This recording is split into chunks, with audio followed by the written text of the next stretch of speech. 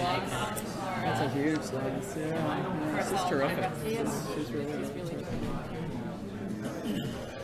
I think there's Marta Caminero Santangelo. I don't know if you know her. Yes, know her. All things Cuban. Ready? I went and introduced myself.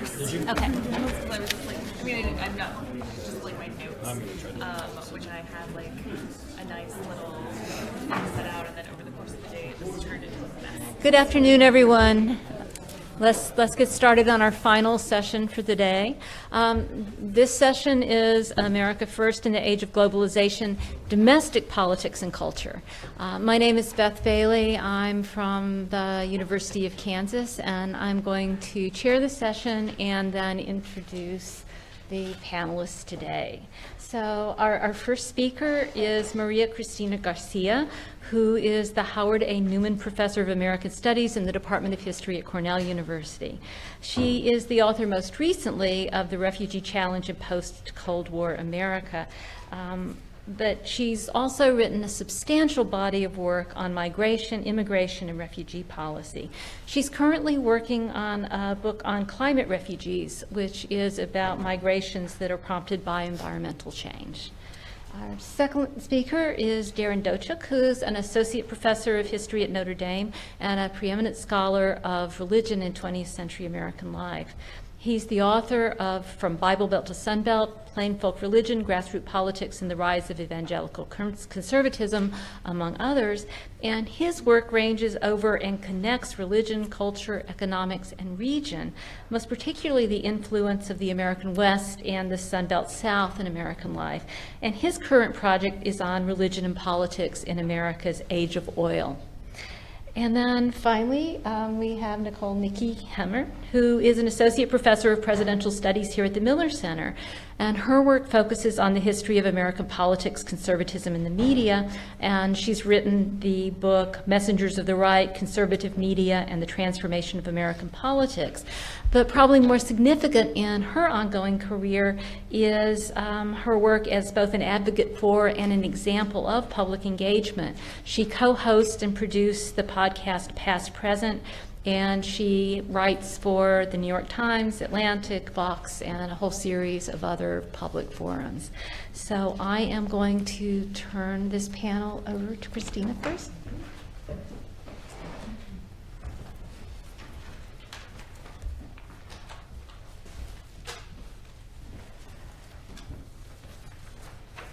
Thanks for coming out this afternoon, and thank you to Mel and Will and all the faculty and staff affiliated with the Miller Center. It's been a very exciting day.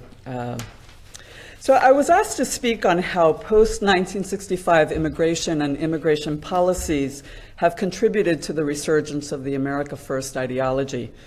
The Immigration and Nationality Act of 1965, more popularly known as the Hart-Celler Act, set into motion a series of changes that facilitated the arrival of 59 million people from all parts of the world, with significant demographic consequences for the United States. It's this immigration system that President Donald J. Trump has tried to overhaul since he entered office because, according to the president, it no longer serves American interests, or rather what he understands as America First. But as I sat down to write my presentation, it became impossible not to draw on an earlier history. The immigration restriction regime that has emerged since the late 19th century has always reflected divergent understandings of nation and state building. The stakeholders who have crafted American immigration policy have all claimed to be acting on behalf of American interests, but their understandings of who the American people are and which ideals and interests merit protection have always been hotly contested. Today's discourses and debates about who is worthy of admission and who is worthy of citizenship are part of this historical continuum. Since the early national period, race, national origins, and religion have been key markers of eligibility for admission and for citizenship. The 1790 Nationality Act restricted citizenship by naturalization to free white persons and led to the legal category known as aliens ineligible for citizenship, which remained on the books essentially until 1952. The first major battles to control who entered the United States came in the second half of the 19th century, when immigration flows shifted and came increasingly from Asia, Southern and Eastern Europe, and from Mexico. Americans who traced their ancestry to Northern and Western Europe regarded immigrants from these areas of the world as non-white, as biologically inferior, culturally unassimilable, and ineligible for citizenship. Congress took action to protect the Anglo-Saxon heritage of the nation and enacted the first federal immigration controls beginning in the 1870s. The Chinese were the first targets of these immigration restrictions, but not exclusively. Congress passed a wide array of legislation to restrict admission based on race and national origins, but they also barred entry based on socioeconomic class, literacy, criminality, political beliefs, diplomatic standing, physical and mental health, and sexuality. Alongside the expanding array of legislation, the federal government developed institutions to enforce immigration law, such as the creation of the Immigration Bureau in 1891. They created immigrant inspection and detention stations, such as Castle Garden, Ellis Island, and Angel Island. They created police forces, such as the Mounted Guards, and then the Border Patrol in 1924. U.S. legislators drew on eugenics to offer scientific justification for this legislation.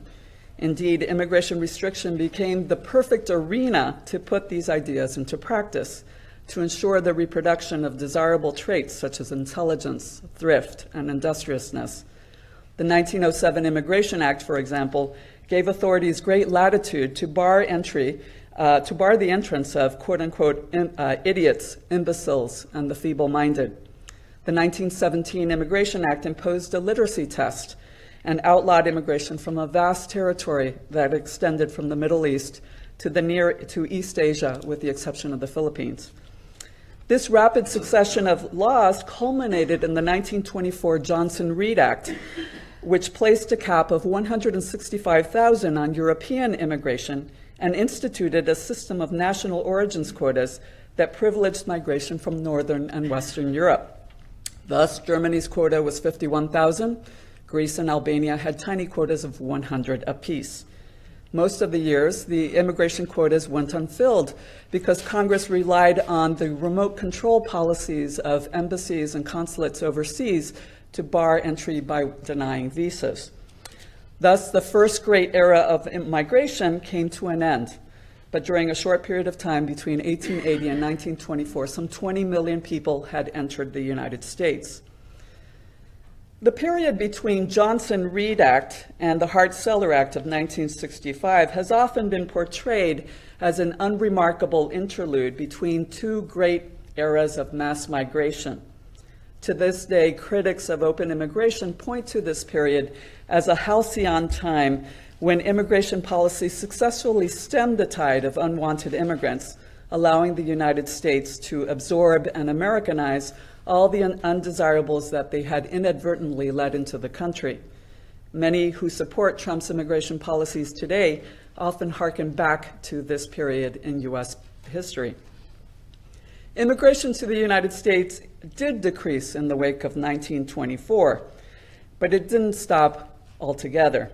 From the start, Congress exempted from quota U.S. colonial possessions and countries in the Americas so that these countries could provide cheap labor for the factories, fields, mines, and railroads.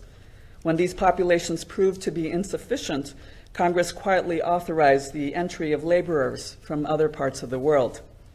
During World War II and during the early decades of the Cold War, Congress was forced to amend immigration policy in the interest of international goodwill, positive foreign relations, economic competitiveness, and racial equality.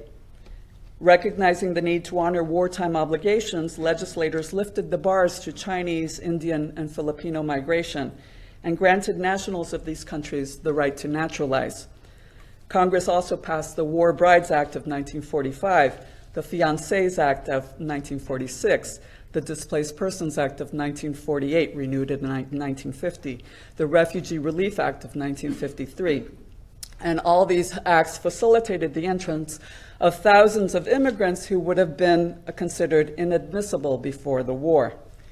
Because it served American Cold War interests, Congress also fast-tracked the admission and citizenship of former Nazi scientists to prevent them from using their expertise to assist the Soviet Union. Even the reactionary McCarran-Walter Act of 1952 included provisions that ended racial restrictions on citizenship and extended immigration quotas, albeit small, to every single nation. The America First vision represented by the Johnson-Reed Act of 1924 did result in significant demographic consequences for the United States. By 1965, on the eve of Hart-Celler, the percentage of foreign-born Americans had dropped to 5%, down from 13.2% earlier in the 20th century. However, the nativists and the isolationists in Congress were never able to completely block entry. Despite the draconian numerical quotas, the racial bars, the remote control policies, labor shortages, and diplomatic imperatives forced Congress to allow for select groups of immigrants to come in because it was deemed in the national interest. These policies had later paved the way for the Hart-Celler Act of 1965, especially the commitment to family reunification and the privileging of certain types of labor. Now, having said all of this, the architects of Hart-Celler never imagined the demographic changes that followed. Despite its nods to egalitarianism, the law was designed to maintain the predominantly European ancestry of the U.S. population.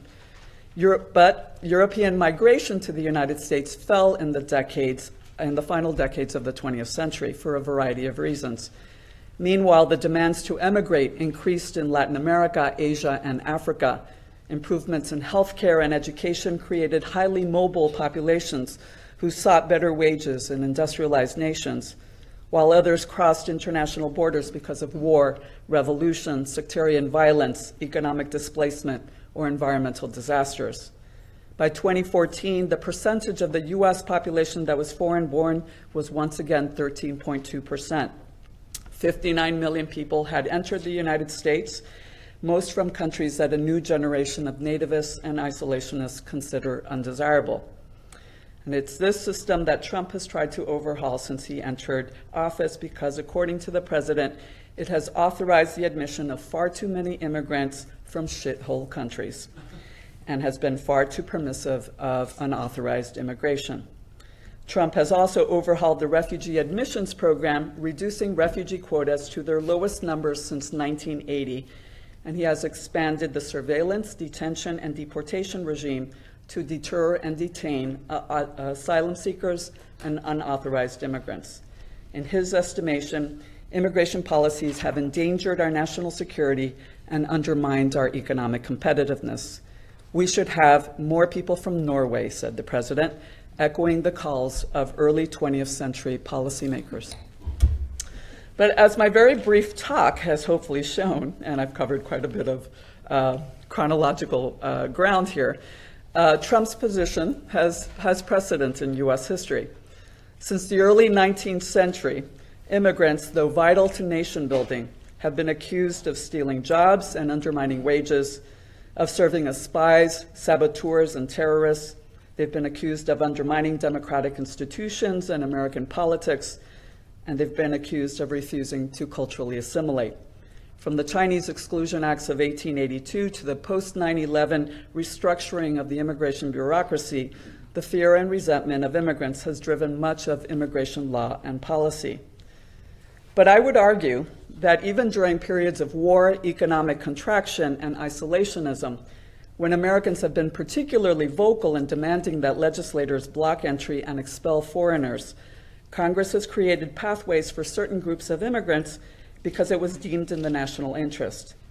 It is these competing understandings of the role of immigrants in nation and state building that have led to a long series of parallel and often contradictory policies that have occasionally shut the door to immigration, but not completely. It's yet unclear what our immigration system will look like in 4 years or 8 years. What is clear is that we can't afford to shut ourselves off.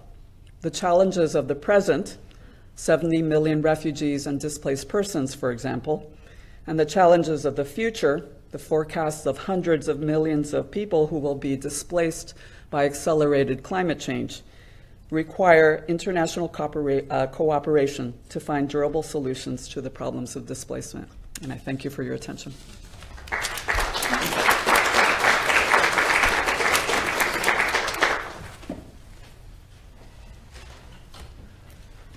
Good afternoon. Good afternoon. I'd like to thank the Miller Center and Mel and Will for the invitation to be here. My only complaint with their planning is it is 3 o'clock on a beautiful afternoon. We should be convening outside. I'm sure there's some open arena here for us to enjoy, but we will instead focus. And my focus today is on the state of evangelicalism. Now, the topic that was suggested to me was rather open-ended, and when I was processing this, I happened to be at a conference about evangelicalism, evangelical history, and it occurred to me that this was something that might be of interest to you. So here's sort of a dispatches from the world of evangelicalism, which I will say is in a state of crisis. Now, you might not think that, considering 81% voted for Donald Trump, a near consensus, if you will. But that number, in fact, has stirred the masses, scholars included, who are reevaluating their recent histories of evangelicalism. It turns out that perhaps ideas don't matter as much as we made them out to be. Perhaps backlash matters. Perhaps sheer rage matters. Those within the evangelical community, meanwhile, are grappling with the very definition of evangelical. What does it mean to be evangelical when you are supporting a president whose moral failings are there for everyone to see?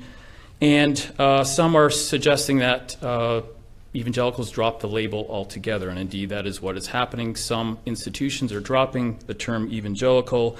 Those who are maintaining it are failing in many ways, including economically, as students are deciding to go elsewhere, or parents are deciding to send their kids elsewhere. So this is kind of the backdrop, perhaps hidden behind this facade of unanimity within the evangelical camp.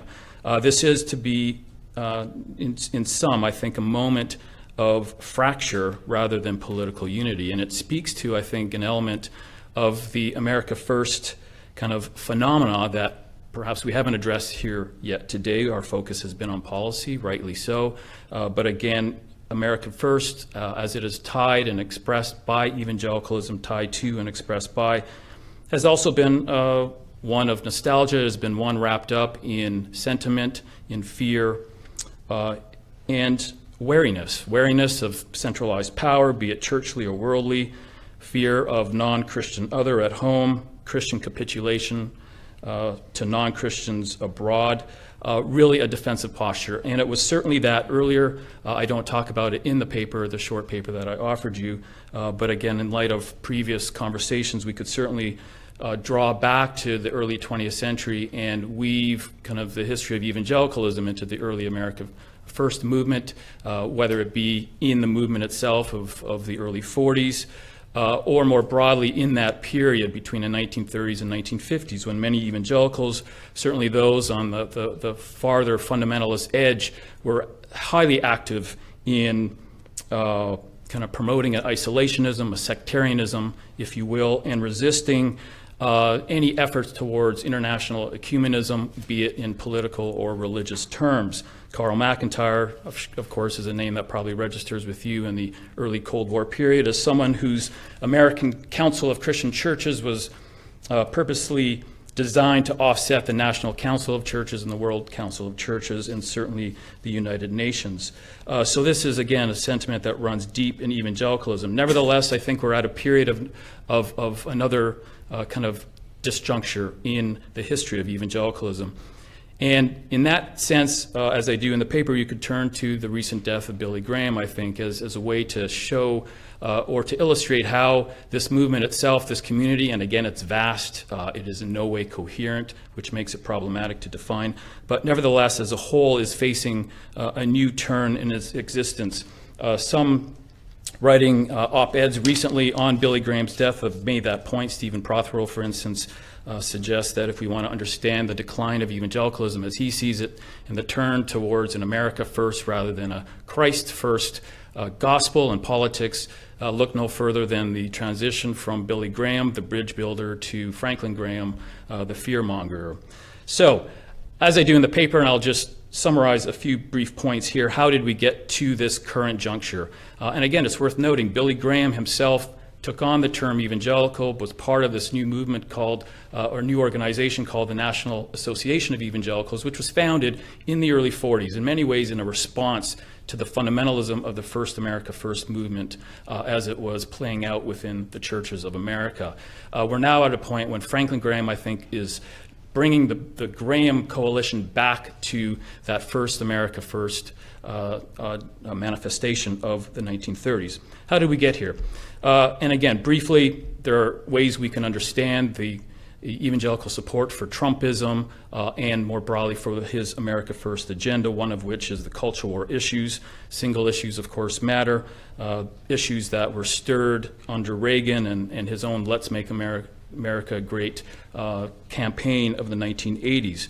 Many voters within the evangelical camp insist that this is what brought them into the Trump camp, and of course it's worth taking them at their words at face value to a certain degree. Cult of leadership. Evangelicals in many ways are monarchists at heart.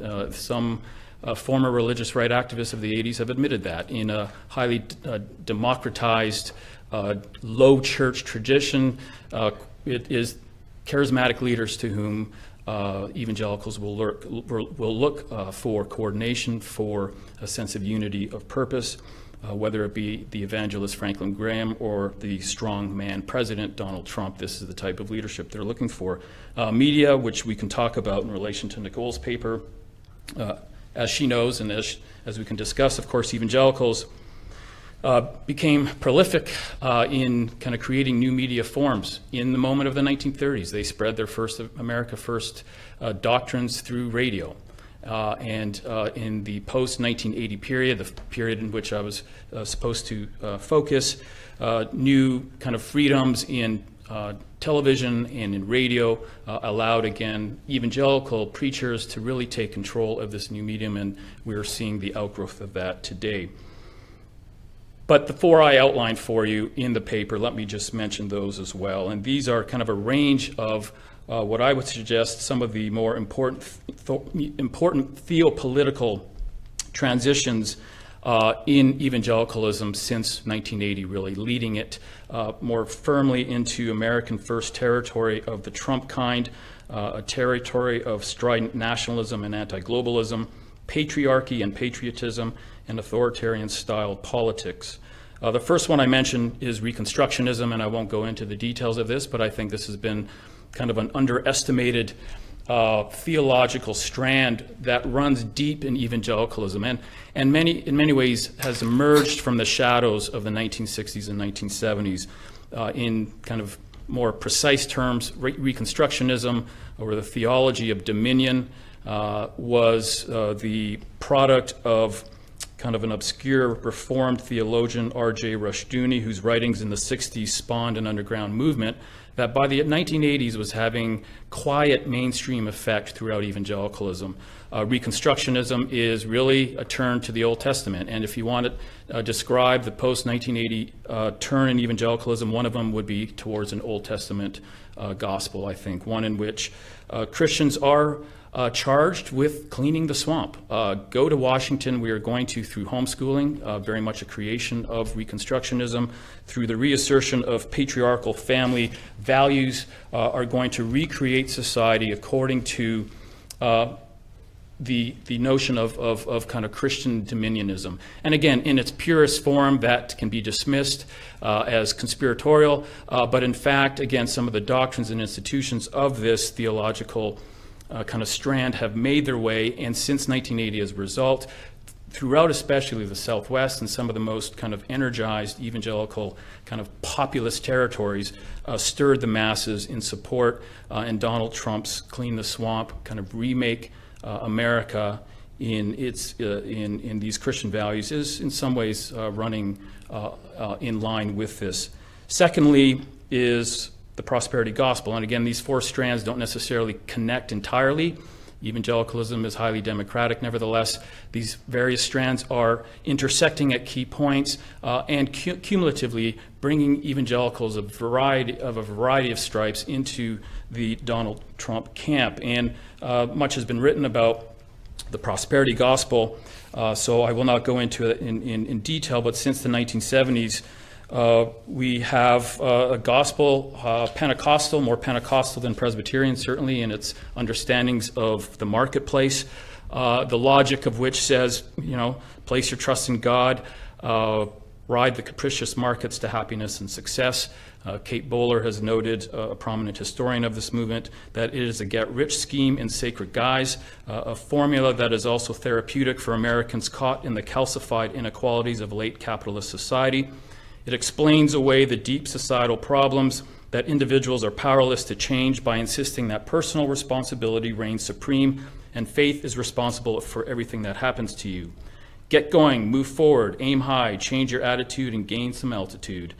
These words, which Trump himself has uttered, are what prosperity gospel preachers deliver to their parishioners on a weekly basis, making a business president an obviously natural leader to them. Third, warrior heroes of late-stage capitalism. Today's evangelicals also see themselves as warrior heroes of the nation.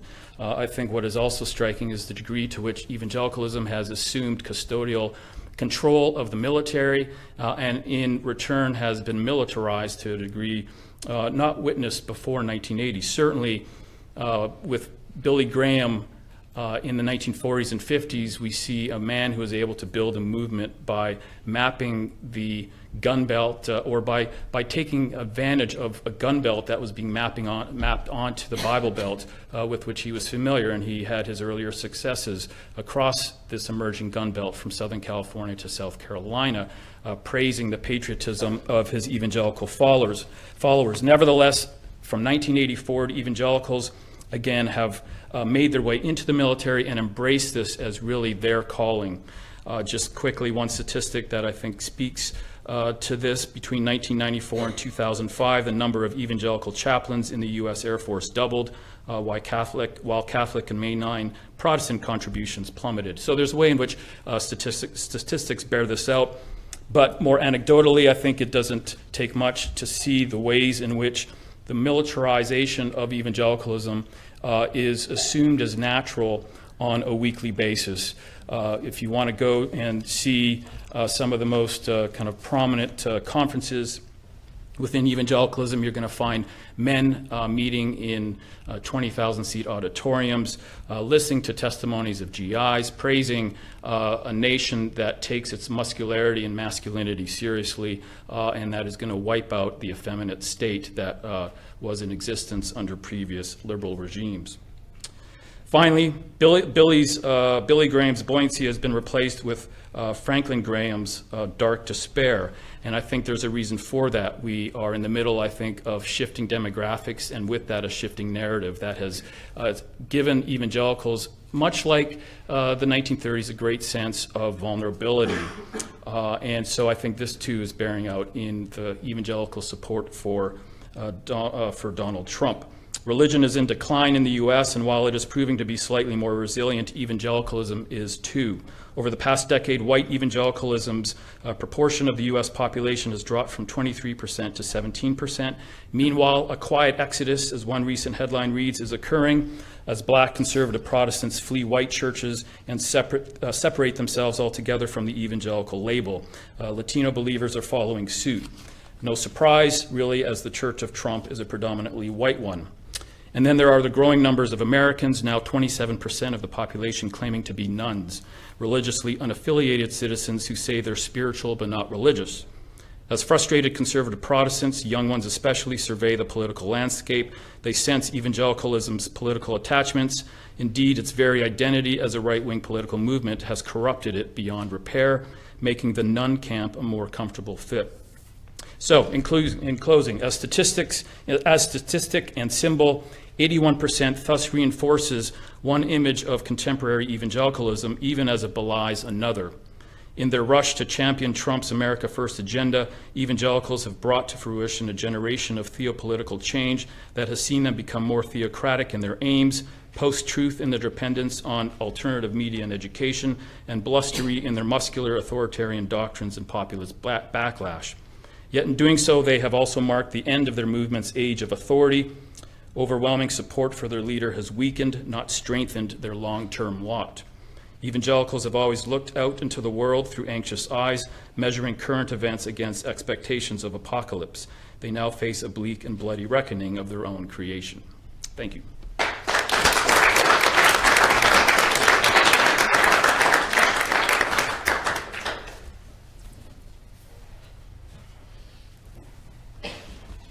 All right, well, as the final speaker of the day, I just want to say congratulations to Mel and Will and Stephanie and everyone who put this really engaging, really exciting conference together.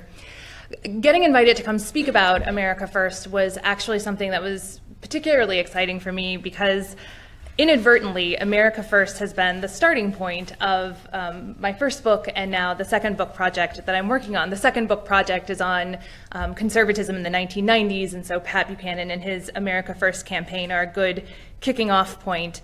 But my first book, which was a study of the origins of conservative media and the conservative movement, which I thought was going to start in the early Cold War, in the early 1950s, as I was doing my research, I realized that actually the experience of the America First Committee was a defining moment for so many of these early conservative media activists.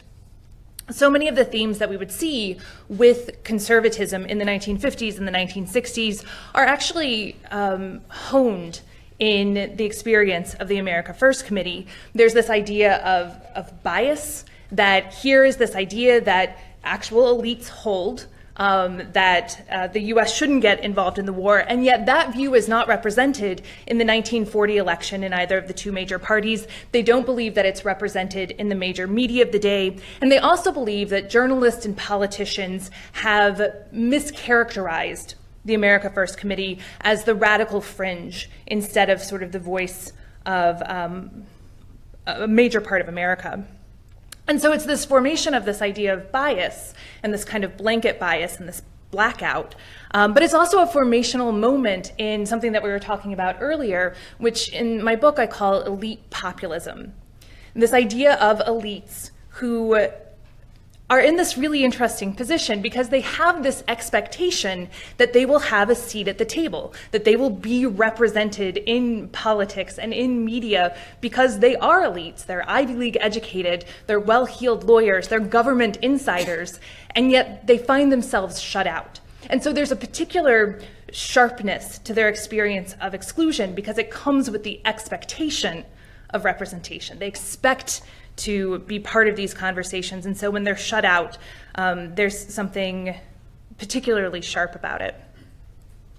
So this is a defining moment for conservatives early on, and while America First as a set of policies is going to kind of fade away as the Cold War begins, and as conservatives move away from this kind of insular nationalism, although America First is less relevant, it's not discredited in conservative circles the way that it would be in the broader population. And Jeff touched on this earlier, that in many ways the experience of America First was celebrated and also pointed to as a touchstone experience of exclusion, this moment when there was a blackout of conservative ideas.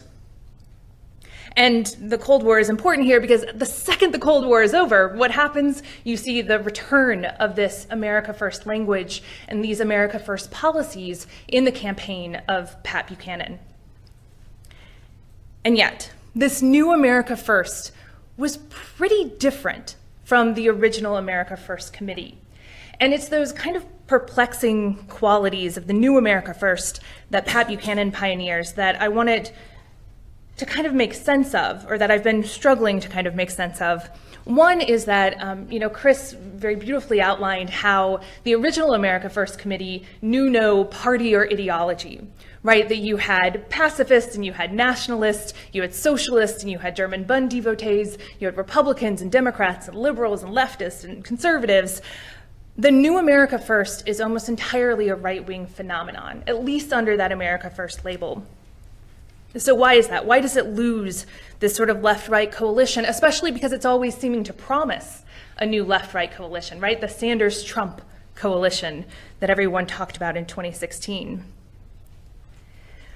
One of the other things that's interesting about this new America First is that it's heralded by very unusual political figures, both Pat Buchanan and Donald Trump. Here are people who are as much challenging the Republican establishment as they are challenging liberalism. And neither one of them is a traditional presidential candidate in the sense that neither one of them had ever held elected office. And by and large, by the time that they're running their presidential campaigns, they're media figures more than they are politicians.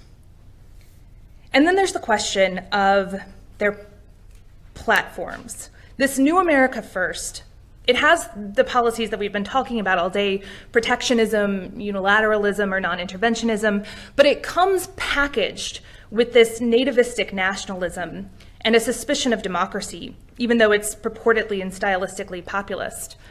And so why is this? Because tariffs don't necessarily have to be packaged with nativism and anti-immigrant sentiment and racism and all of these other things. So why do these kind of atavistic policies come packaged with, or atavistic ideas come packaged with these policies that don't necessarily have to be packaged that way?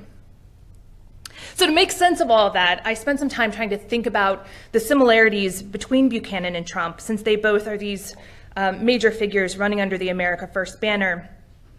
And they have a lot in common. They're both media figures. They're both advancing a politics of controversy and provocation. They're very good sound bites. And they're both advancing an exclusionary nationalism and these politics of racism or anti-Semitism or anti-Islam or anti-immigrant sentiments. So to kind of explore that, I want to talk about Buchanan's campaign in 1992.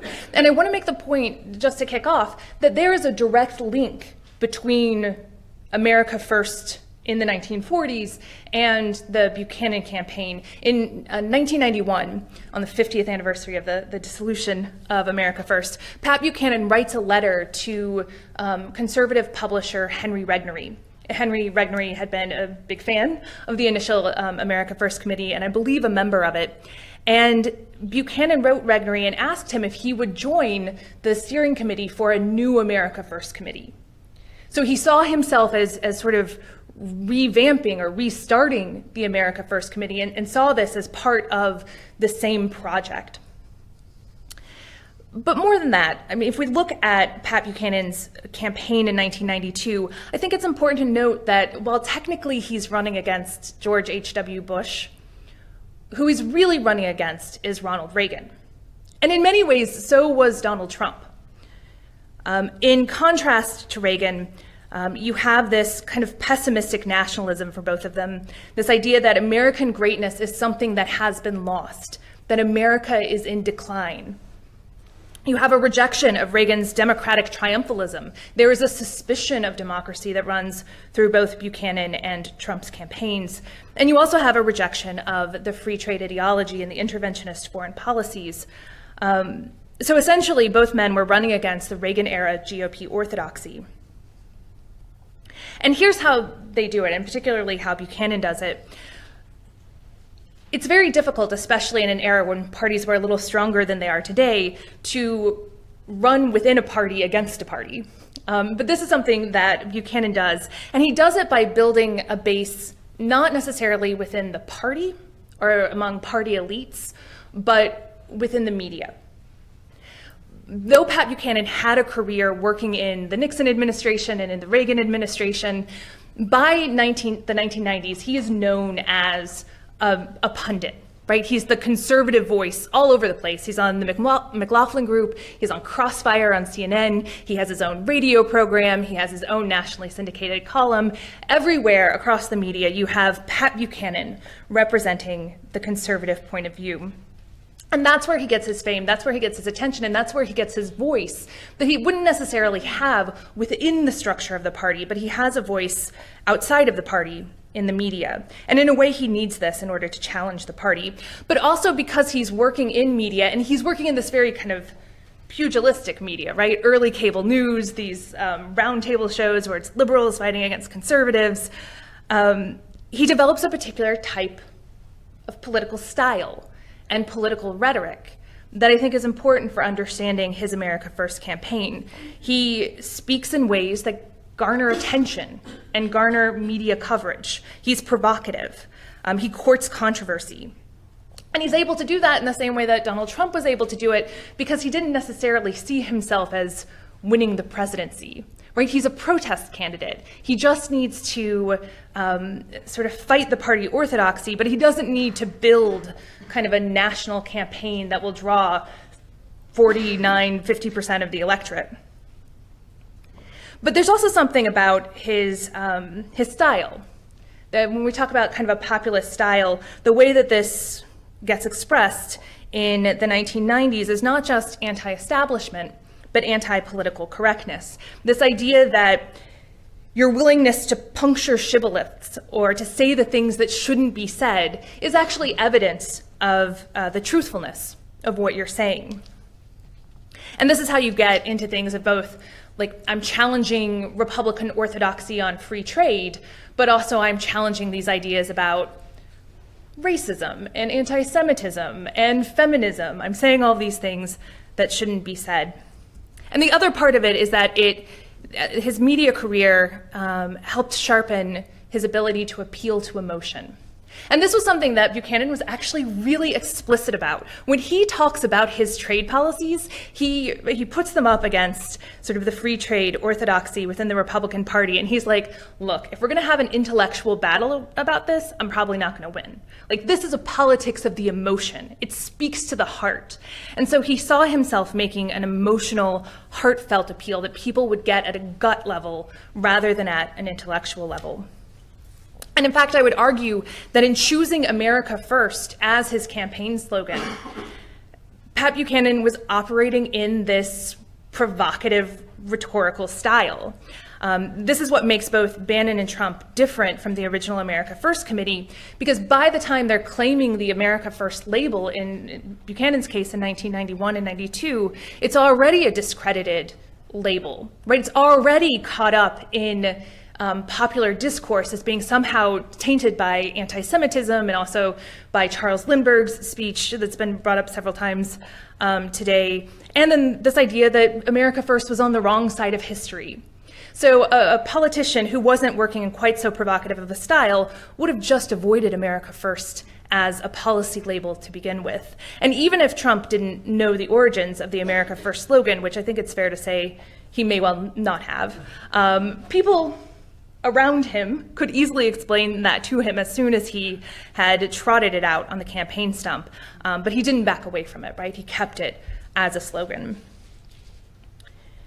And I think that finally helps us get to the point of understanding why there isn't a left-right alliance in this resurrected America First. And that's because it rests on this exclusionary nationalism. In fact, I would argue that America First at this point, at least under that label, cannot be that enlightened nationalism that Jeff talked about earlier, because the goal of both these America First campaigns and platforms for both Buchanan and Trump was exclusionary nationalism. It was protecting white men. The policies on trade, immigration, foreign policy, those are means to achieve that goal. And the goal is one on which the left cannot agree. Which is actually why I think we can't disaggregate the cultural politics from this. The cultural politics are what prevent it from being a more widespread or cross-party or cross-ideological movement. Buchanan is not going to team up with the anti-globalists in Seattle. Sanders voters are not going to cross over and vote for Donald Trump. And I also think that thinking about Buchanan's career in this way helps us to understand some of why Trump was successful where Buchanan was not. First of all, Trump was operating in a different media landscape. Pat Buchanan is coming up at a point where, there's CNN is your cable news option, but there's no Fox News yet. There's not that kind of robust conservative media ecosystem that we have today. The party structure is weaker. So it was much easier to disrupt than it was in Pat Buchanan's day.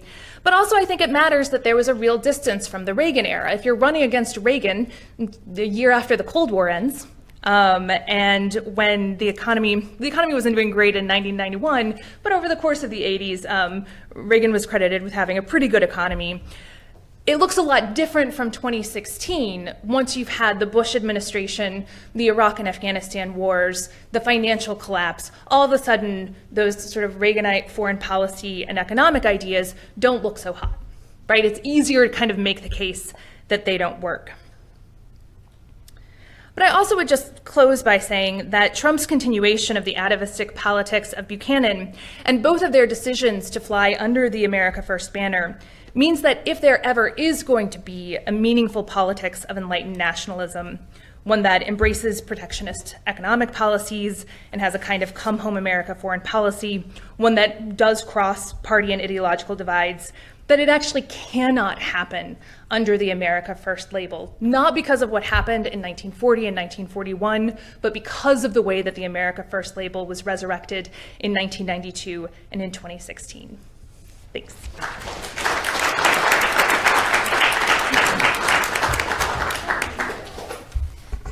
Thank you. Can you hear me? Is this working? Thank you for a very good set of papers and for a panel that I think offers us an opportunity to think in somewhat different terms from the ways we've been talking about the issue of America First throughout this day. And I'm going to do what a couple of former chairs have done and throw out one question first and then turn it over to the audience, okay? So years ago, back in the early 1990s, I developed and taught a course that I called The Problem of Democracy in a Mass Society. And it was a course that in many ways took seriously some of the questions that Nikki raised in her talk, the politics of emotion, what were the possibilities and the problems and potential threats of emerging different kinds of media. But the fundamental point of this course was American democracy in the 20th century and the ways in which different people struggled over how to manage and salvage what they saw as democracy at risk of manipulation. And so what we've been talking about today so much as we think about America First is America First occasionally as an organization, but most often America First as a way to talk about a set of policies. We've looked at the role of the United States in the world, we've talked about trade, we've talked to some extent about the boundaries of the nation and the ways those are constructed and maintained. But in the margins of the papers that you all wrote and the talks and the questions comes America's first internal function in electoral politics and in the function of American democracy.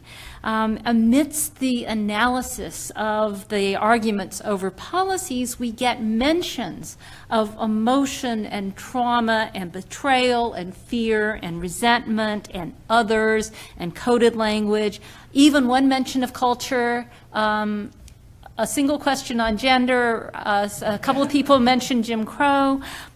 So my question to you all is really asking you to take what you've done in your specific terms and go a little bit more broadly to the fundamental question that was raised here in terms of domestic politics and culture. So, and I'm asking the audience as well, what are the implications of so frequently, if not intentionally, separating the categories of the policies that fall under America First and the weighted appeals of America First in American democracy and the electoral process? How do domestic politics and culture matter? How does paying attention to America First as domestic politics and culture with reminders of the weight of some of the dark history that it carries, of the importance of symbolic claims, and I'm going to try it again, of the roles of race and gender and not simply class. How does that change the conversation that we're having here? So I know it's asking a lot to move from the specifics of your claims to how does what you say change the conversation, but I pass it to you. Who wants to start? I can try to tackle this, and then you all can do a better job of it. I think that especially in its more recent iterations, America First has been about the thing that we need to ask questions about is not the first, but the America. Like, what America is being protected, which America, and who belongs to the nation that nationalism is devoted to. And Jeff was grappling with this some earlier as well. I think that it's one way into it, and one way that I get into it is what I was talking about when it comes to skepticism of democracy.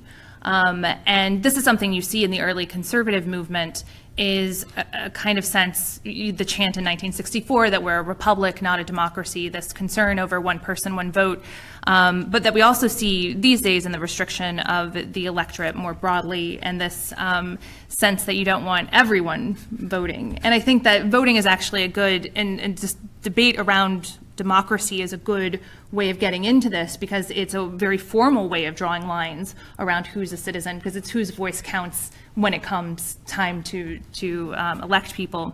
And I think that it's also telling that in terms of we're a republic, not a democracy, that the big book that Pat Buchanan comes out with when he's railing against American empire is a republic, not an empire, right? He's not defending democracy. He's not going down that line. He wants to underscore that it's a republic, and a restricted one at that. And so I think that thinking in terms of formal democracy is one way to go about it. That's a great answer. I just add to that, which struck me, republic, not a democracy. Of course, if you're reading through, literature of evangelical conservatives in the 50s and 60s and 70s, that's exactly the language they're using. And I think that's all the more vital to understanding their kind of politics today. A republic shaped around particular parameters of not just state power, but family power, who is in charge of the family economy, who's in charge of the family dynamics, who runs the republic on that level. And what strikes me, as I just mentioned, one way I think we shouldn't underestimate the way in which the American First kind of worldview, again, places patriarchy at the head of the natural order, and the degree to which that has been reasserted in incredibly forceful, deliberate ways since the 1970s in response to feminism, whether you're looking at the teachings on parental discipline by James Dobson, or the activism of Phyllis Schlafly. I mean, there's a way in which this culture wars issue of feminism generated so much that we're still living with today. The children in evangelical homes who were taught, whose parents taught them, according to Dobson's book on Dare to Discipline, which is really about reasserting the control of the male in the home. It's that generation today who's very much at the head of some of these politics that we're looking at. So I've been struck, and again, this is not necessarily something that I have discovered on my own. This is something that's part of this current kind of ferment within the study of evangelicalism itself. Scholars of gender right now unpacking this in fresh and important ways, and I think in the next couple of years we'll see books that are going to flesh that out in a way that brings us to a clear understanding of how Trump tapped into that particular kind of cultural facet of post-1980s American evangelicalism.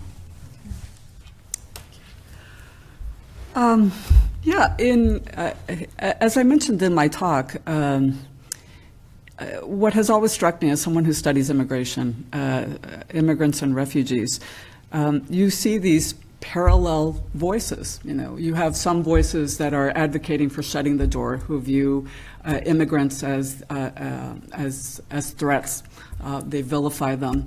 At the same time, and in the same generation, you will have voices who argue for maybe not opening the door completely, but opening it enough in the interest of international relations, humanitarianism, economic competitiveness, racial equality. What voices win at what time? You know, that's what makes my work so difficult. You know, trying to figure out what voices carry more weight and why and when at what moments in American history.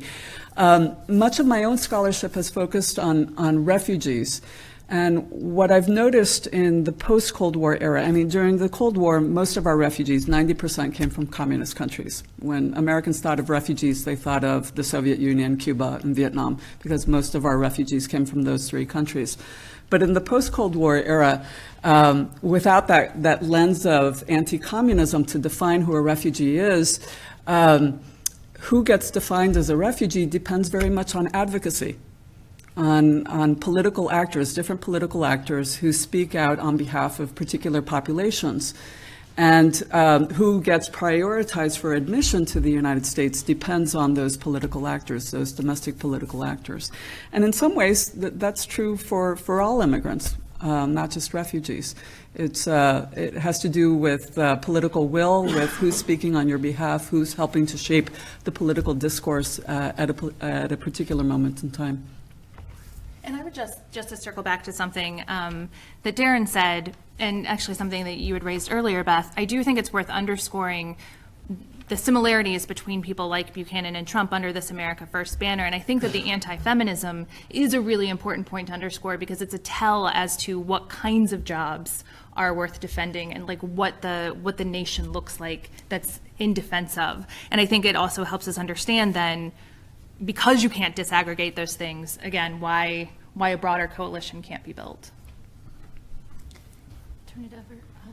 Will, as usual. My you know, the inside advantage.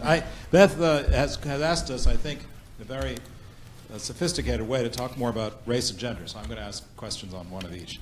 Nikki was really interested, because I hadn't thought about it, about that Buchanan was, in your view, running against Reagan.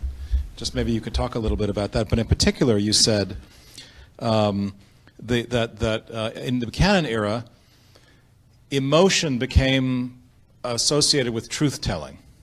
But in most of political life, we assume that emotion is vulnerability and is stylized as feminine, not masculine. Talk a little bit about how emotion and masculinity have been wound together in the America First era. And then my second question, the race one, is for Darren, and that is on evangelicals and race. And if you could just chart the difference between Billy Graham and Franklin Graham on that score, if there is one, tell us a little bit about the evolution of their appeals to their audience through the lens of race. Thanks.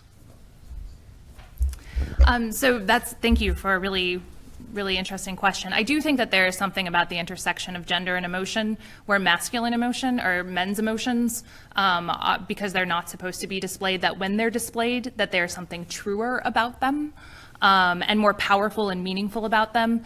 But I actually think that this is all part of a broader conversation that gets more developed by the end of the 1990s and the 2000s as conservative media become more robust. The reason that I'm going in this direction is because you use the word true and truer, and that's something that I use too, that conservatives are making a set of truth claims that are measured by a different metric. They're measured by ideology rather than necessarily factuality.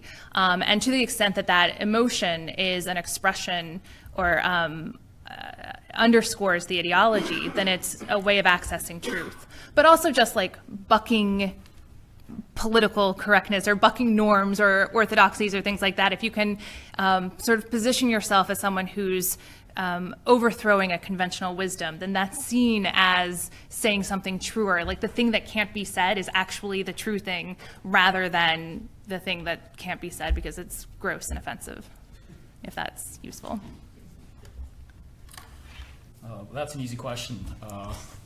No, it's not. It's incredibly complicated, and but it's at the heart of this, and it's at the heart of current debates. We see, as I mentioned, statistics.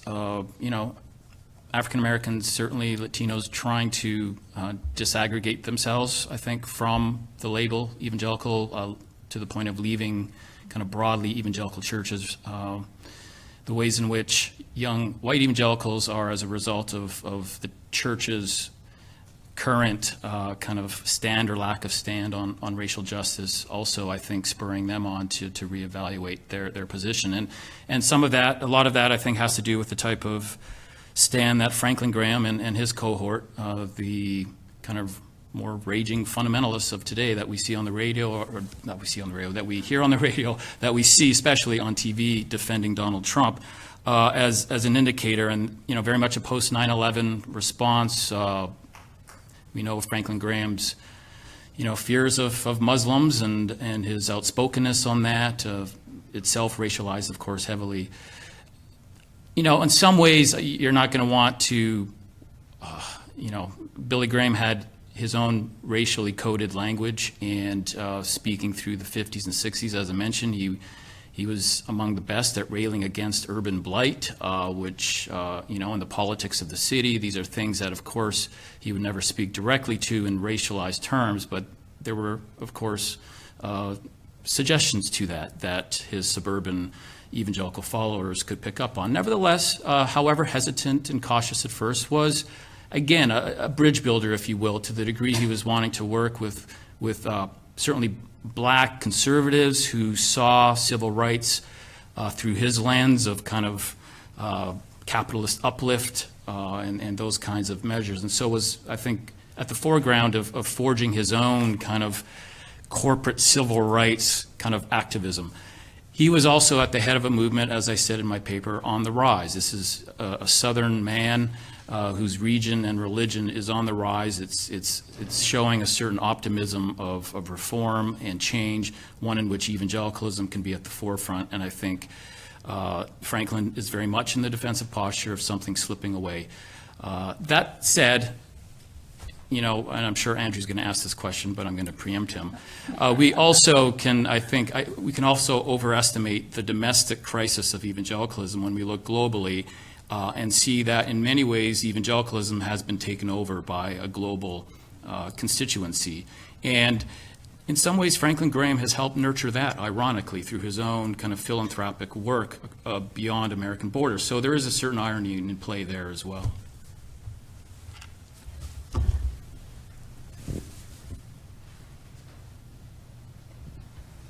Thank you. Beth, I think you're really right in steering the conversation towards race and gender. So my work has been on American exceptionalism, which I think in many ways can be defined as a kind of American civic nationalism that you fill with certain ideals and values, right? And so what was really eye-opening to me when observing the 2016 election was the fact that Donald Trump said he doesn't believe in American exceptionalism, which is, we've talked in many ways about how America First is not unprecedented and how we are seeing a lot of things that we find earlier in US history. What you don't find is a presidential candidate saying he doesn't believe in American exceptionalism. This is truly new, but that makes sense when you think about this issue of how to define American. Because what Donald Trump is doing is defining American ethnically, not civically, which sets him apart from modern presidential tradition. So my question is, I don't even know how to formulate this question because I have so many thoughts about this. In what way do you guys see race and gender playing into this issue of what makes America great again? And how to go forward and define American exceptionalism in a way that is inclusive, not exclusive, I guess is my question. That's interesting. I hadn't thought of, he hasn't used he hasn't referenced American exceptionalism or framed, but there are enough. He did once in 2015 saying he didn't believe in it. Yeah. Do you think he knew what it meant? I was going to say, I mean, there's certainly enough, again, talk about coded languages, there's plenty of, I don't know if he needs to say it as far as, again, some of my subjects are concerned. I think the way he speaks of, a strong military, there's ways in which his posturing certainly reinforces in their mind and imagination at least that, yes, America first means making America great again and restoring the sense of exceptionalism on a global stage. Again, protecting it, but also once again reinforcing its position and its sense of moral and kind of political fortitude. So I don't know whether or not he has said it from the perspective of my subjects. I think they are clearly informed by that same kind of discourse. One in which, again, harkens back to the 1950s, and if we want to talk about nostalgia, I mean, the first kind of broad American first movement of evangelicalism in the 30s was trying to restore whatever, the Victorian 1890s, 1880s, and today it's about the 1950s, and that's the first moment in their recent memory that evangelicals could be players on a political stage. Billy Graham emerges at that very moment, and they are part of framing this kind of American exceptionalist kind of worldview in the 50s, Eisenhower and so forth. So in any case, I guess if he hasn't said it, it doesn't really matter to who I study. They get the message in other ways. So. Yeah, I would add to that. One, a caveat, which is sometimes Trump says things to be contrarian, and there isn't necessarily like an argument that he's putting forward. But to the extent that he rejects this idea of American exceptionalism, I think part of it is a statement about decline, right? Which is what you were saying, that America could be exceptional, but it's not now. And that actually does have a lot to do with the rising power of women and people of color, right? That decline is very much wrapped up in there. But I also wonder if it isn't about something that was talked about earlier today, which is to the extent that American exceptionalism is about America's moral mission in the world, that he's somebody who sees the world in more competitive and not necessarily moral terms. And so by rejecting American exceptionalism, he's kind of saying, look, we're not morally better out there. What we need to be is stronger and richer and what have you. So I think to the extent that he's signaling something, that's probably what it is. Right, and on the domestic level, I don't think what he's saying is new necessarily. I mean, immigration is so central to the American mythology, to the stories that we tell about ourselves as a people, and we celebrate immigration in pageants and parades and monuments and folk life festivals. But we're also deeply, we always have been deeply uncomfortable with immigration. So, these strains have always run throughout our history. So when he is challenging our understanding of American exceptionalism, at least on the domestic level, I don't think it's new. It's not a new articulation. I think he's just re-articulating a strain that has been in American history throughout. And stepping back in his chair just briefly, I'm really thrilled that people have taken me up on race and gender. But I also want to stress that I was also asking about the implications of so frequently separating policy from the kind of symbolic cultural claims that have been used to motivate at least certain members of the American public and the political sphere. So I want to throw that back into the mix again, too. Yes, sir. Yes, you. It's coming. Hi. I had grown up Pentecostal, and one of the things that I'd come to learn later as an adult was that Pentecostals were originally pacifists and basically lost that pacifism right around World War II. And then around the time after that, the view began to shift further and further and further to the right, particularly with absorption into evangelicalism. And then what I'm wondering about is whether you think perhaps one of the factors that contributed to the particularly militarist standpoint that's very heavy in Pentecostalism would be, for example, the creation of the State of Israel and other factors like that chime in very well with the eschatology of a lot of those movements. Great question and comment.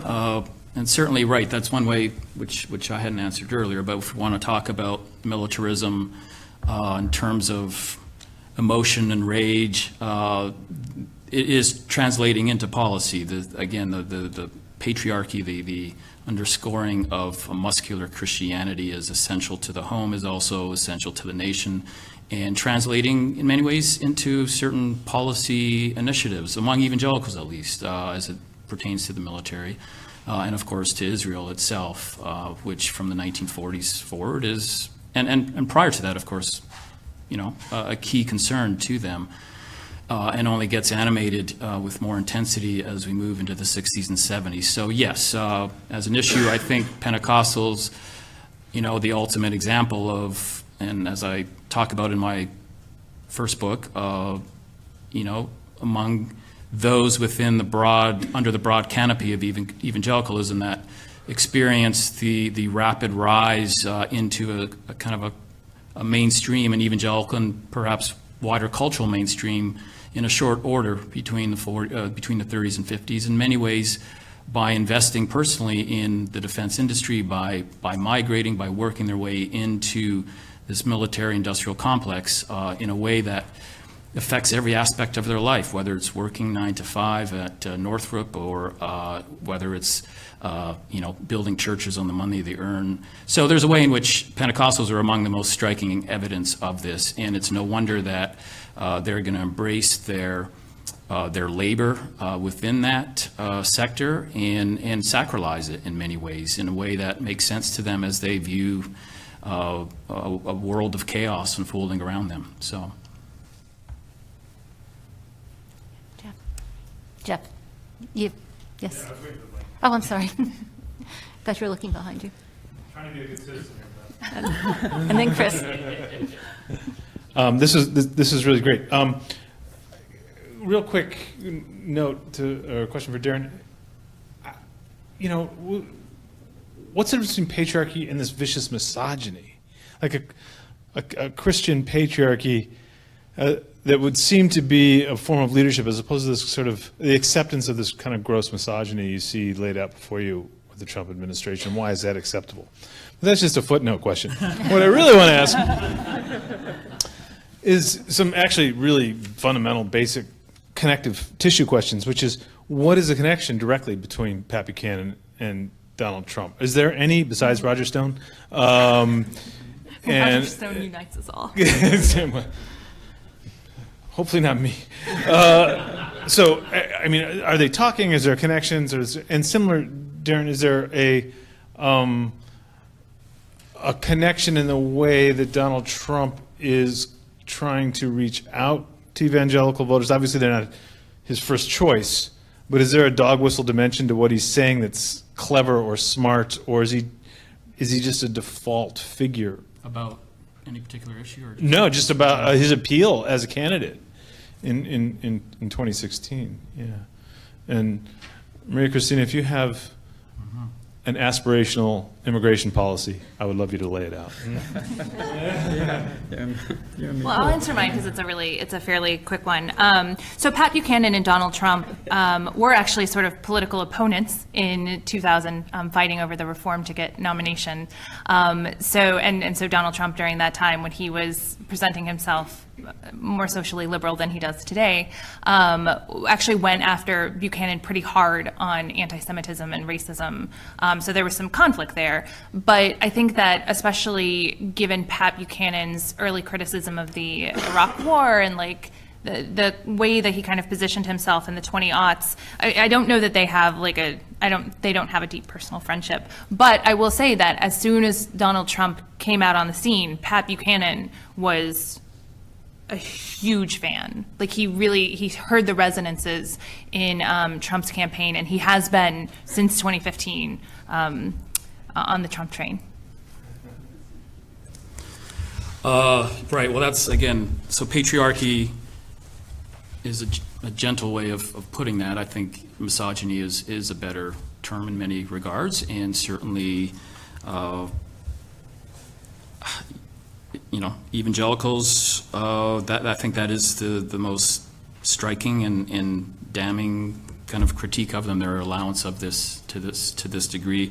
However, I think as scholars are showing, again, built into the DNA of modern evangelicalism is this kind of misogynistic strain. It's a certain, it's not a dismissal of it, it's almost a welcoming of a brash, of kind of manly man who is willing to speak his mind and kick some ass. You might want to. Well, right. I mean, well, but there is kind of a legacy, and I don't want to kind of regionalize this, but this is the Texas Baptist speaking here, right? I mean, we need their pastors, and we're talking about the fundamentalist side of this, but they're Baptist ministers, some of whom are Trump's greatest supporters, are quite welcoming of this kind of frontier ethic where, sorry, that's just the way it is. God, Jesus was the ultimate man, and that's a warring type. And if he sins along the way, the greater the sin, the greater the salvation. I mean, there's a certain circular logic there that reinforces that, or at very least allows them to pardon him on those charges. So that's one way to look. In terms of dog whistles, I mean, obviously he's made clear statements, as I said, not to underestimate the single issues of concern to religious conservatives that he has in many ways followed through with, and that pleases them, and that perhaps to their chagrin keeps them firmly planted in the camp, at least for now, and it pains a lot of them, but that's one thing, and that's not a dog whistle. That's been pretty upfront. The dog whistles, though, have come. I mean, whether it's race, most obviously. But nothing specific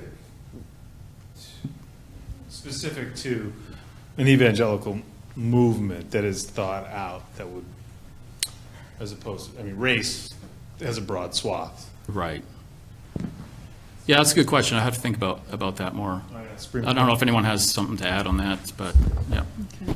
Well, actually, you asked if I had an aspirational immigration policy. Well, let me just pose this question. We talk a lot about rights in this country, but we don't talk about duties. And so I would ask, what are our duties?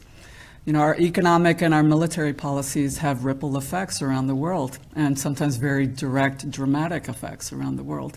And I think it's disingenuous to think that the people who are displaced by those actions, by those policies, are not going to seek to migrate, and many of them not going to seek to migrate to the United States. So, we want free trade, but we don't want the free movement of labor, right? We could pursue America First policies, shut the door. But then, I would have to ask, does it serve our interests to round up and deport 11 million people? I don't know. That's something that you as engaged citizens have to decide, right? Does it serve our interests to only welcome, engineers and computer scientists? I don't know. This is something that as engaged citizens we have to decide. But I think we need to have a very serious conversations about what our duties are. Right, to ourselves and to the international community. See, Chris, you had your hand up. Furiously. So thanks so much. I wanted to tackle what Beth put out sort of as a second round, thinking a little bit about symbols and images as well, and some of this political rhetoric. So what always strikes me whenever I think about and write about isolationism and America First is a standard duality that we need to get rid of, but that's as pernicious in 2016 and 2018 as it was at the turn of the 20th century, which is sort of the cowering ostrich with its head in the stand versus the soaring eagle, as a kind of way of understanding the imagery, the iconography that then underscores the ways in which you can weaponize these terms and this rhetoric against different populations. And it really embodies what we started with today, I think, which is a sort of coded way in which America First maps onto a kind of white Anglo-Saxon from its period kind of sensibility, and also with a particular view that kind of hits all of your papers of the way the family is constructed and who and what an American family is. And so I thought that would be something that might actually connect how Buchanan versus Trump think about the family, how evangelicals now think about the family versus the early Cold War family in that kind of context against totalitarianism now versus terrorism and Islam, if it has to be set in an oppositional framework, which is what these symbols and binaries do. They force us into oppositional frameworks, or us and them, illegal and legal, documented and undocumented, these categories, which we know there are many blurrings. DACA is a great example of the fact that this doesn't hold up in the reality of how our populations operate. So I thought that might help unite all of us. And then I had one comment and thought on this exceptionalism thing, which is Trump's American exceptionalism seems to me a rejection of the limited and liberal internationalism that we've seen over time here. He doesn't like Wilsonianism. He doesn't like the way that liberal internationalism played out in the Iraq-Afghanistan wars, and those are popular positions. Buchanan, in fact, had them. But he is for America being exceptional. Whenever he travels abroad, he says, this is the greatest reception any American leader has ever gotten because America's so great and I'm the physical embodiment of this. Back to Beth's point. He is the symbol. He takes on himself, as every American president has, being this sort of figurative symbol of the state itself, right? You go back to Washington. So he's both denying American exceptionalism in its liberal internationalist form and embracing it wholeheartedly and wrapping himself in the symbols and the flag as an exceptional American. Yeah, well put. I'll let them answer I would first. just say one thing on the family front, and I don't have anything conclusive to say on this, but David and I were talking over dinner about, Pat Buchanan uses family and family values and this kind of language at the core of his sort of culture wars politics. That's not really true of Donald Trump. Like family value, pause for laughter, but actually if you think rhetorically what Donald Trump is doing, he's not making those kinds of family values appeals, but also like those don't feel like they've been, I don't think they were the center of like Tea Party politics. So I'm not sure how things have shifted, and I could be wrong about this. I'm throwing this out speculatively, but it does seem like family values as that kind of language and that way of structuring political arguments is not dead in American politics, but it has shifted somewhat, or it has become less prominent in conservative rhetoric. Yeah, no, you're absolutely right that there's an attempt to redefine the American family. Or let me rephrase that, to impose a particular notion of what the American family should look like onto peoples who don't share that view. Certainly under the proposed policy changes of this administration, a lot of my relatives wouldn't have been able to immigrate to the United States, right? We wouldn't have been able to sponsor people who are very important to us, who we consider family. For many people around the world, family are not just mom and pop and kids, right? It's grandma, it's aunt and uncle and the like. And so those family members are important to the integration and to the success of the family, right? And if you're barring some members of the family from entering, you're also inhibiting their chances of success, it seems to me. Right? Yeah, first of all, I like the way you put that in terms of Trump's exceptionalism about being exceptional, but not the same project, and that I think certainly clarifies in my mind. And I'll just add to Nikki's point, right, family values. In fact, Jerry Falwell Jr., I think, just came out and said he was excited about the way, his constituency voted beyond family values, right? So, and he, in some ways, kind of heralded that as a maturity of a movement that now is kind of impacting in many different ways, which also, again, makes it more difficult to unpack evangelical politics as a united front. Their concerns are bleeding into labor and class concerns. So in some ways, it's more difficult to map this out now, too, than it may have been in its infancy in the 1980s. Andrew and then Jeffrey. Thanks. So a quick question for Darren. I have a backup after you stole my question. And that's, does Christian separatism, the homeschooling movement and all the aspects of Christian separatism, does it equal, this might sound glib, but does it kind of equal isolationism? In that sense, is it an analog? Is it a parallel? Are they related? Do they map out exactly? And if so, why? If not, why not? And then I just had two comments overall. One is kind of they're both about this panel. But also I think that speak to some of the themes that we've been discussing throughout the day. And one is that, especially in this panel, but also earlier, America First has become synonymous with Make America Great Again. And that's been very explicit on this panel. I hope I'm not putting words in anyone's mouth, but it's come from the floor, it's come from the panelists. And if you're a diplomatic historian, as I am, that doesn't make any sense, because when Trump said he wants to make America great again, when Reagan in 1980 said he wants to make America great again, it's clear they never specifically identify the time when America was great, but it's clear they both mean the 1950s. So in a foreign policy sense, that's a high watermark of liberal internationalism. That's when America First in a foreign policy sense, which is where we, as Chris showed us this morning, which is where the term doesn't come from, but where it gets most of its resonance. But in a domestic sense, that the equation of Make America Great Again to America First makes a lot of sense, because in the 1950s, that's when America was a certain nation in terms of race, in terms of gender, in terms of the family.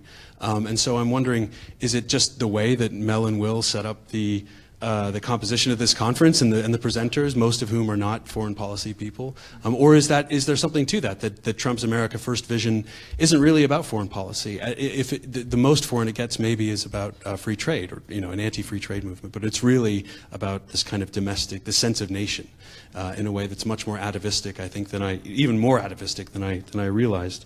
And then finally, just briefly, this doesn't really fit with the panel, except in terms of chronology, which is why I'm raising it now. But there are two figures in the history of America First who I think are really important in different ways that we haven't really mentioned. One is Ross Perot. He has been mentioned today, but not really nearly as much as I thought he would be in a conference on America First in terms of his anti-NAFTA politics.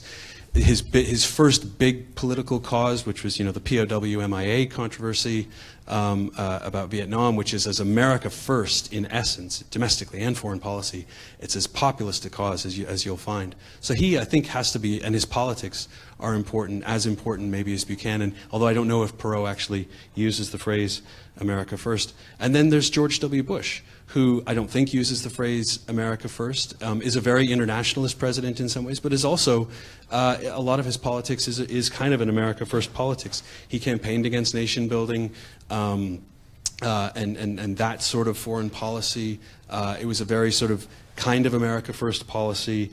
Condi Rice, famously in 2000 said that America would not be answering the world's 911 call, and that others around Bush said that the military wouldn't be used to help, children in Bosnia or wherever go to school. He imposed really steep steel tariffs, and yet he wasn't an America First figure in a lot of ways with his compassionate conservatism, with his AIDS program, and we definitely see that in Michael Gerson's recent article in The Atlantic, where he's really just completely torn up about the state of evangelicalism and its support for Donald Trump and that kind of atavistic America First politics. So that's not really a question, just kind of a comment for the panel, but also for everyone.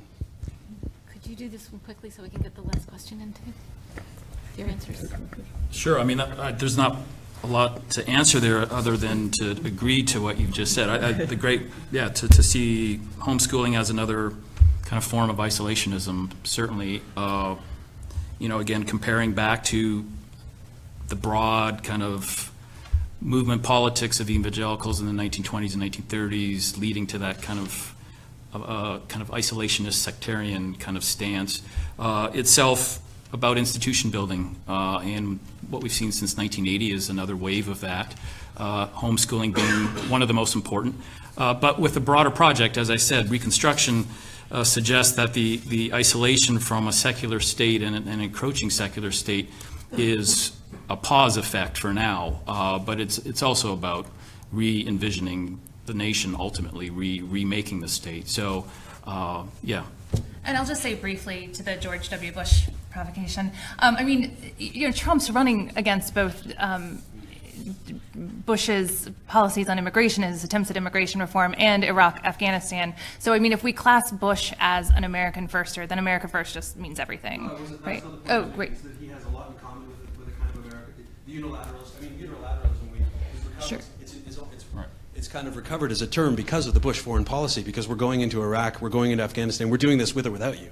You know, NATO tries to invoke Article 5, and Bush is like, well, you know, and Rumsfeld, the whole Bush team on foreign policy was about, we're doing this no matter what you people, I mean, it's as clear a kind of America first expression. And then so much of Bush's politics and foreign policy is not America first. He's a really interesting figure who I think could be explored in more detail when it comes to something like America first. It's really interesting. Let me just add real quick. You mentioned, I mean, this goes back to Jeff's point, which I've been thinking about. I mean, this is a foreign policy matter too for evangelicals. It's not, it is a domestic, it's envisioned domestically, but I mean, travel ban for one is very clearly a foreign policy issue, and that's one that resonates with them. It's not a dog whistle. It's very clear up front that, you know, this is about the Muslim other that threatens both home and nation, so.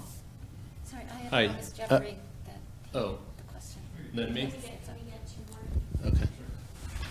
I don't quite get the logic here. If Trump is anti-Semitic, racist, and a xenophobe, why did voters who put him over the top vote for Obama not once but twice? I mean, were they racist? It doesn't seem logical. And then maybe a response to this. It seems like we conflate the legal and illegal immigration. Polls show a majority of legal immigrants oppose amnesty and support deportation for illegal immigrants. There are multiple polls that show that. So just a response to that, maybe. Thanks. I would say just on the racism question quickly, I think we have to disaggregate a couple of things. One, there's a difference between a racist candidate and racist voters.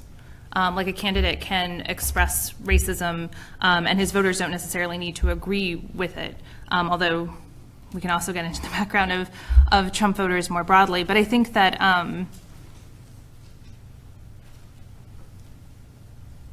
I would say that I had like this clearly composed answer that I don't have anymore. But I do think that's an important difference, first of all, is that he can say racist things. His voters can vote for him for a suite of policy reasons and for a suite of cultural reasons. And some of those can be racism and some of those can be other things.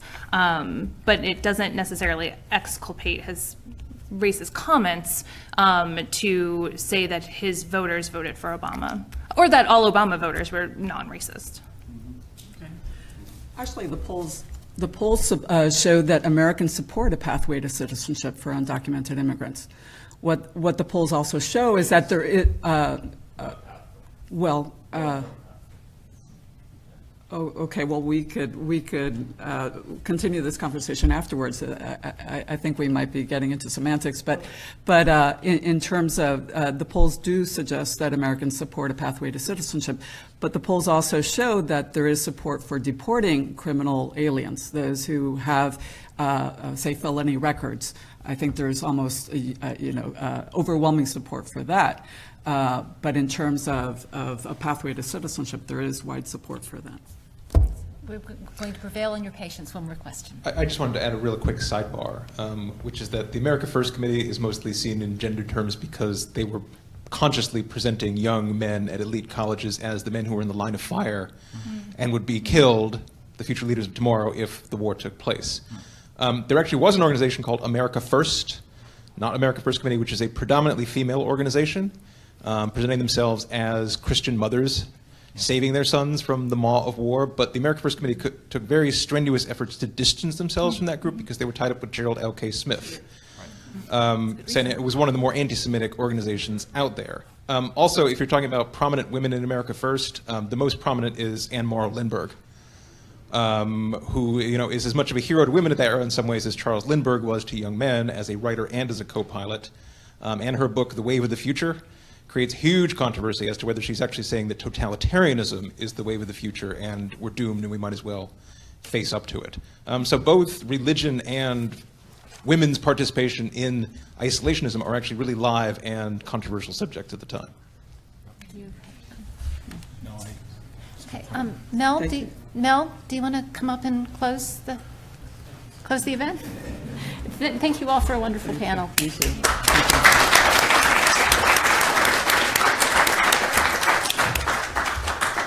I don't really have a closing statement except to thank everybody for really very insightful conversations all day long. I think it's an unusual event. I've had students who have come all day long to this, and I've been really impressed as they've walked out. A dozen or 18 of them have said to me, boy, this was really interesting. I'm glad you told us to come to this. So I think that's an affirmation. But I think you and the other panels really engaged many of the salient issues that Will and I hoped would be addressed when we sort of laid out the contours for this conference. And I think we'll hear more about it tonight from Philip Zelikow and Bob Kagan. So thanks very much. Thank you all.